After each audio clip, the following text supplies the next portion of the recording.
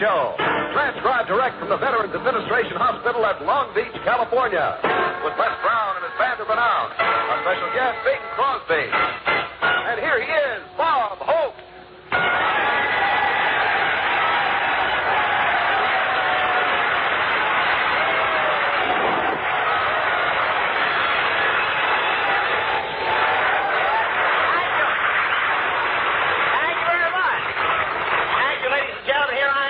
On Christmas Day for these boys in the Veterans Hospital. As I look out amongst you, I can see the Christmas spirit everywhere. Red robes and green faces. And I said to Dr. Edwards, I'm looking forward to a great show today. Last time I was here, I found out how to make these guys laugh. He said, I know, Hope, but now we keep that stuff locked up.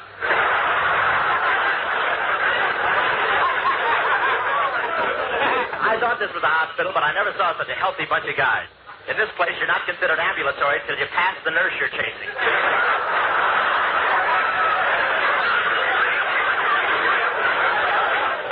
And I noticed the modern trend in Veterans hospitals. Now, new hospital beds have gadgets to do everything. One fellow pushed all the buttons at once to see what would happen. He's now drawing flight pay. He'll be in for a landing any day now. And you should see the way these guys speed around the corridors in their wheelchairs. I asked one patient how much longer he expected to be confined. He said, I've been cured for a month. Now all I got to do is serve out the last 90 days of my traffic sentence.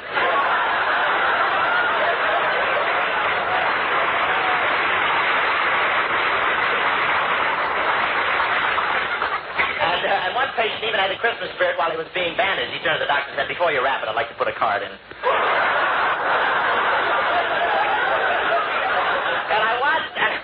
One of the nurses decorating the Christmas tree in one of the wards. What a beautiful sight. And the limbs on the tree weren't bad either. One soldier took a look at the star on the top of the tree and he said, egad, is the brigadier general running this show, too?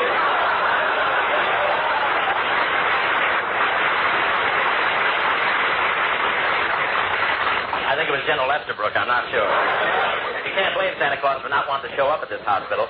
Last year, when he stepped out of the fireplace in his red suit, 3 nurses and a doctor grabbed him, gave him a shot, threw him in bed and screamed, we don't care if you do have a beard, you'll be discharged when we're good and ready.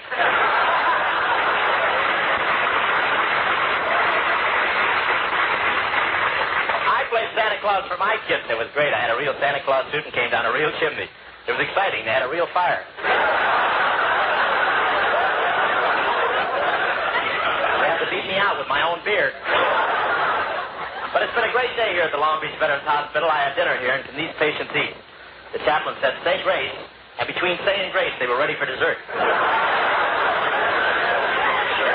They served 6 courses with 10-minute intermissions to carry out the wounded. Boy, they really went after the food. I said, how's the stuffing? And the guy stuck his head out of the turkey's mouth and said, fine.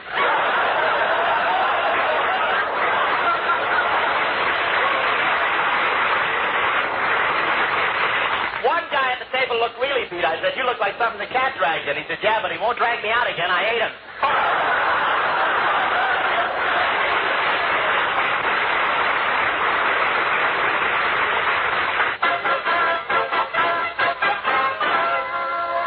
Oh, Bob, can I introduce our guest now? Not yet, Hi. Grandpa Crosby can't come dashing out on the stage like he used to, you know. It takes a little preparation. They've got him backstage hanging upside down by his heels. Well, it's silly, Bob. Why should things be hanging by his heels? Well, he has to stay in that position till his chest slides back where it used to be. Then they rivet him into a pair of tight leather shorts so when they turn him right side up, there won't be an avalanche. But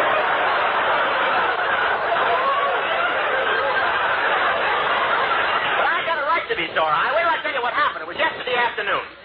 I was in a department store to buy a gift for Bing. Well, there's Santa Claus standing in the middle of the aisle. I'll go over and say hello to him.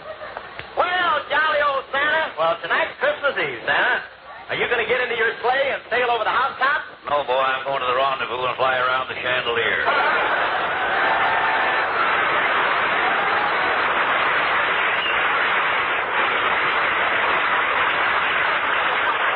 Merry Christmas, everybody. Put something in the pot, boy. Oh, it's you, huh? Still working this racket, eh? Oh, don't call this a racket, boy. Every cent I take in is for a noble organization. You've heard of the SPCA? Oh, yeah. Yes, the Society for the Prevention of Cruelty to Animals. Yeah, well, this is for the HGBLF, the Homeless Goonie Birds of Lower Frangipani. Frangipani? Where's that? I've never been able to find out. I hope I locate it. I'd hate to be stuck with all this money. Merry Christmas, everybody. Now, wait a minute. Anyway, boy, I'm not a crook. I'm really one of the store detectives. I watch the customers to see they don't steal anything. Oh, you're a store detective? That's right. That's like making King Farouk house mother at Vassar.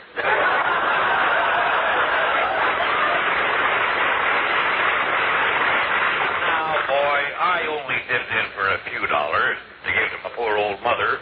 The little old lady's sight's failing, and she needs a pair of eyeglasses desperately for her work. Oh, I'm sorry. What is her work? She forges unemployment checks. Oh, pardon me. Here comes a guy I don't want to meet. What'll I do? Just crouch down behind the counter until he goes by. That's it there. Now he won't see you. Merry Christmas, everybody. Hello, mister. Say, aren't you Bing Crosby? Well, that's close enough.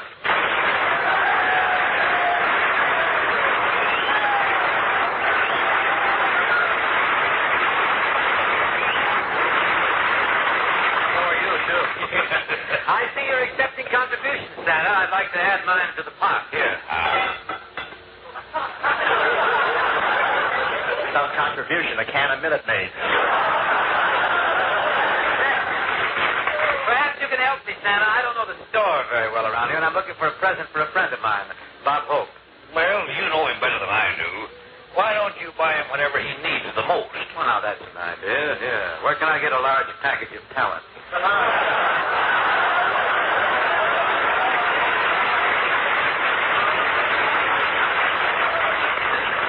Look who's talking. If he's in my next road picture, you'll be pushing a broom in a cart. I've got to get something for Yogurt Boy. I was going to buy him some shorts.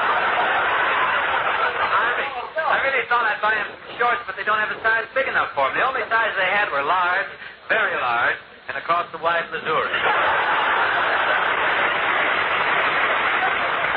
You've noticed this lad is requiring quite a bit of real estate toward the rear. No. He's the low, rambling ranch type himself. He just try to back him into a two-car garage on a foggy night.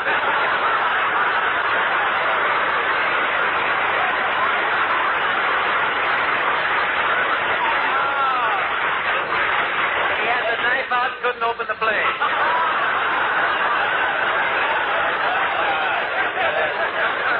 I'd like to open one on you, but where'd you get that little ad lib on, Max? I can feel it right between my...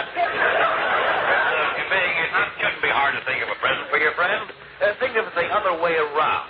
What's the one thing you'd like to receive from Bob Hope? A postcard from a concentration camp in Siberia.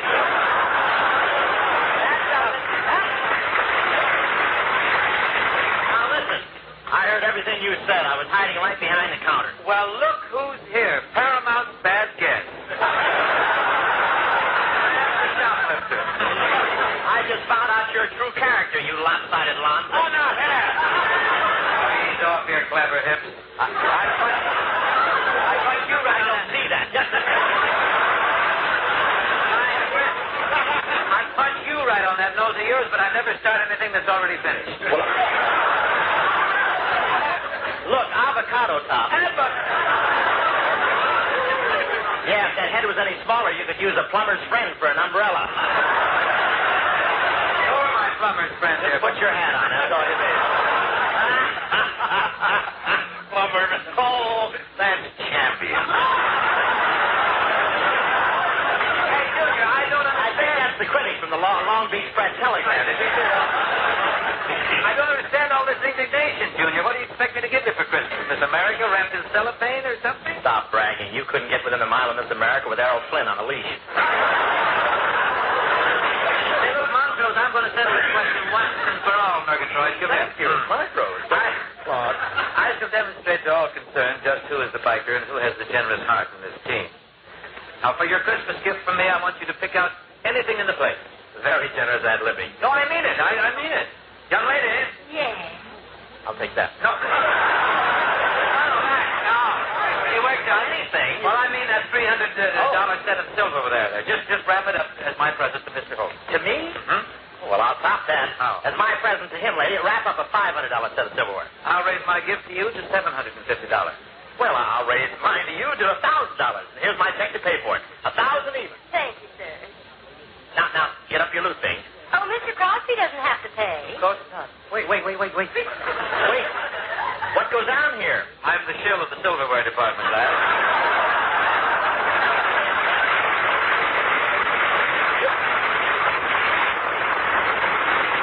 You're the shill? Yes. Gary owns the store.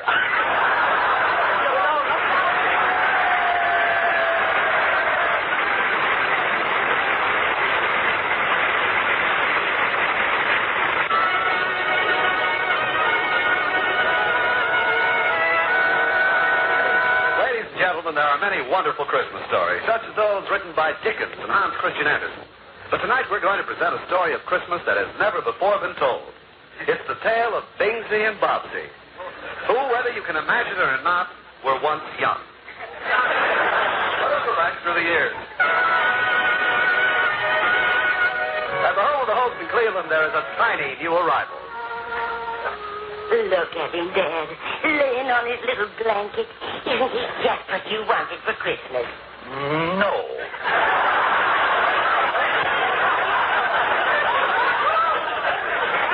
To tell the truth, Ma, what I really wanted was a pinball game.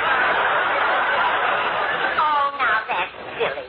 A pinball game doesn't grow up and stay with you through the years. Maybe not, but at least it has all its marbles.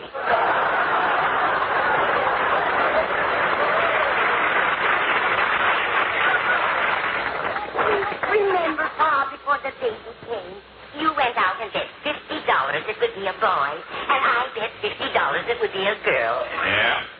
That's $100 we'll never see again.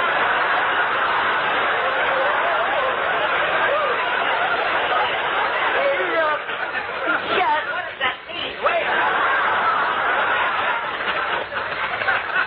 Look at his little face smiling up at us. Goo.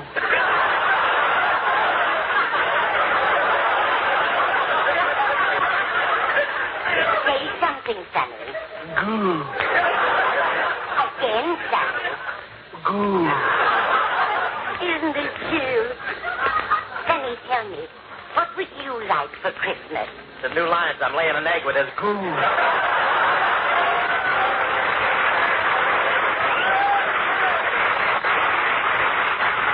Yes, sir, we hoped for a wonderful family. Mama was a fine woman till the desire for riches got the best of her, and she turned used car dealer. She had an idea that would have made a fortune if they hadn't caught her at it. She was soldering pennies on the front of Fords and selling them for Lincolns.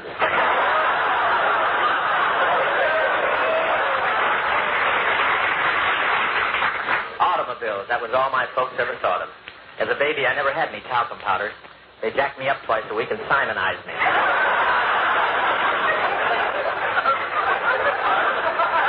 The first Christmas I really remember was when I was 7 years old.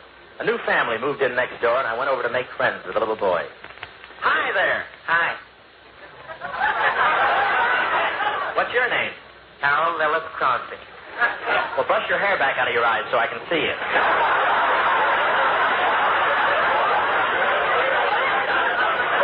You can tell this is a fantasy. Oh, fantasy.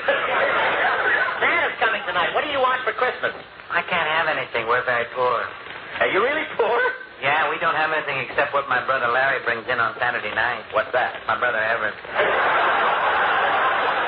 What do you want to be when you grow up? Well, most kids want to be an engineer in a big train and go lickety-split. An engineer on a big train and go lickety-split? Yeah, but that's stupid. I want to be a singer. Listen. That old black magic's got minutes, well.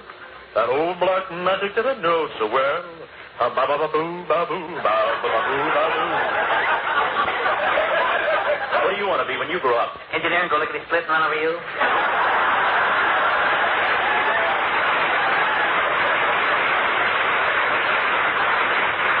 Come on. Oh, poor little fella. I couldn't forget the pitiful figure he made, standing there, his face pinched with cold, his cheeks blue, and big holes in his money belt. All little Bing wanted for Christmas was a pair of skis. I knew he wouldn't get them, so I started to whittle him a pair.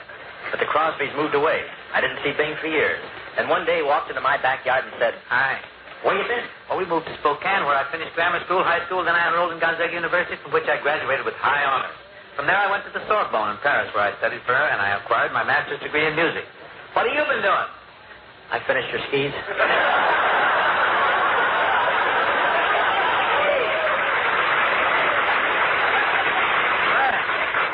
This is double dandy. I don't ski, but they'll keep me from falling down open manholes.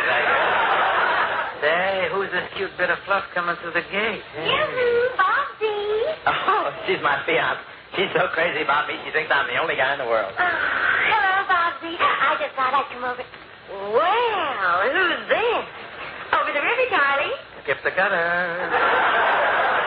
Fluffy up your feathers, will you? I'm a chicken inspector. We'll really go back. Oh, 23 to do. I'm Kid Pepper. You can't shake me. Squeeze me, kid.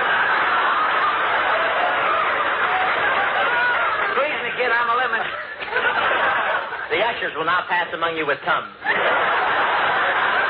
You're quite a dish, honey. I'm in a generous mood today. You may kiss me if you like. Oh, thank you.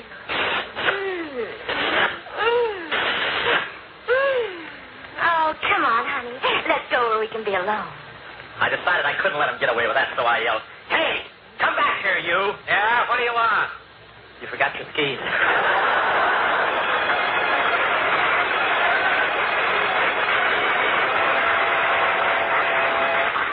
I didn't see Bing for several years, but he told me he never made any money till the Carnation Company hired him. Crosby's voice made the cows contented.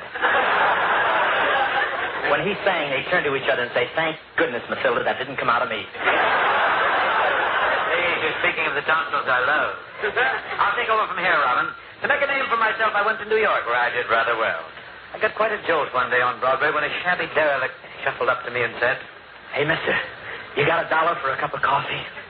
If I'm a bum in this thing, I may as well be a high-class one.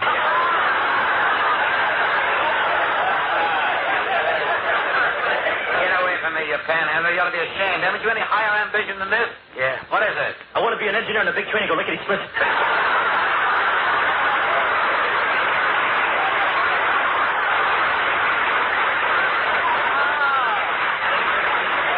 Why, Reuben! Yes, me. I'm in awful shape. Can you help me? I'm sorry, but I've worked hard here in New York for what I've attained. Had you applied yourself as I did, you might have achieved a place for yourself on Broadway as I have. Now, on your way. Go along. I'm busy. Okay. Hey, do I get your morning paper? Hold on, head of the Times Express, you.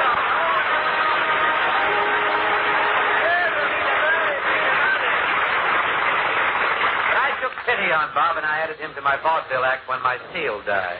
The skin fitted him perfectly, and I soon taught him to sit up, clap his slippers. Oh, what an act it was. By the light, By the ever-loving night of the silvery moon. it rhymes with June and croon and spoon and goon and Les Brown band is out of tune. Say, Joe. Yeah, Mo? Did you hear what the fella said when he buried the light bulb under the ice house? Now, what did the fella say when he buried the light bulb under the ice house? Mazda's in the cold, cold ground.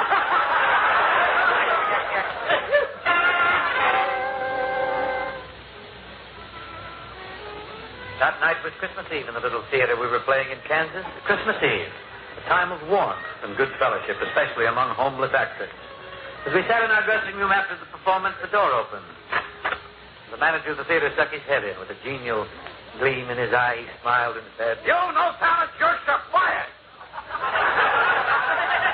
Fired? For what? That ain't enough of your act this bad, but ever since you've been here, we've been missing popcorn from the machine in the lobby. And all we understand your agent is living here in the dressing room with you. A pack of lies. We never stole anything out of the lobby. And our agent's never been in this room. Just pack up and get out. Well, open the trunk. Gee, thanks, fellas. It's hard to breathe through all that popcorn.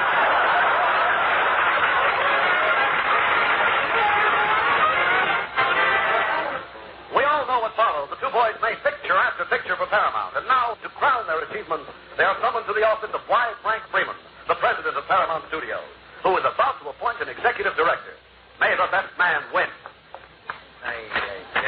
Well, hello, boy. Well, hello. Hello, Mr. Freeman. How are you, boy? I won't keep you waiting because I know you're anxious to know my decision. Naturally, executive director is an important job. So we chose the man with the most talent. Swell. Where's my desk? was most charming and handsome. A very clear description of me. Fade, Junior. Go ahead, beat it. So I want you both to meet the man we selected. Well, don't stand there. Empty the waste paper. Oh, there. no!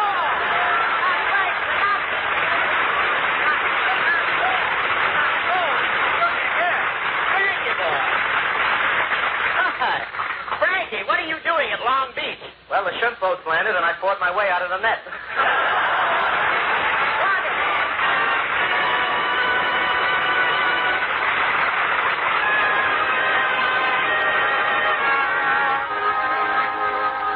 Silent night, holy night. Come on, fellas. All is gone, all is right. Round yon virgin night. Holy infant of